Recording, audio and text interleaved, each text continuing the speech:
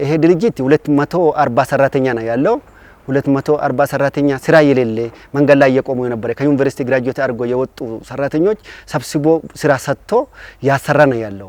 ይሄ ድርጅት 1997 ነው ጀመረው። ሲጀመር ወደ 80 ሰው ነበረ። አሁን ወደ 250 ሰው ገብቷል። 18.5 ሄክታር ነው ያለው።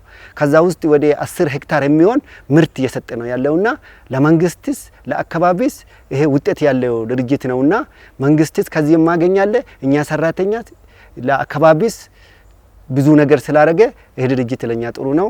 መንግስታችንስ እናመሰግናለን።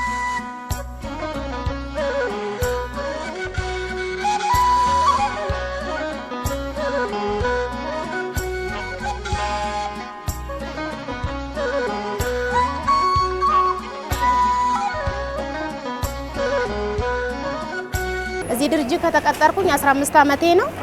የምተዳደረው በዚሁ ነው። 2 ልጆች አለኝ። እዚህ ድርጅት ሰርቼ በፊት በቤት ኪራይ ነበር የምኖረው። አሁን ግን ቤት ሰርቼ ነው የምኖረው። የራሴ የሆነ ቤት አለኝ። በጣም ደስተኛ ነኝ በስራዬ። ያው እየሰራው ነው። አሁንም ደስተኛ ነኝ።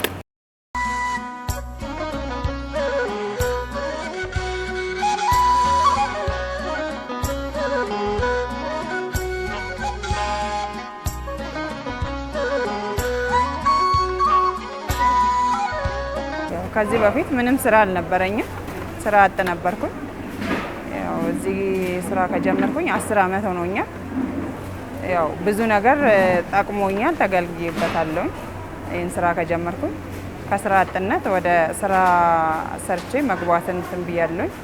በዛ ላይ ደግሞ ያው ቤተሰብ ልጆች ወልጃለሁ። ልጆቼን አስተዳድርበታለሁ።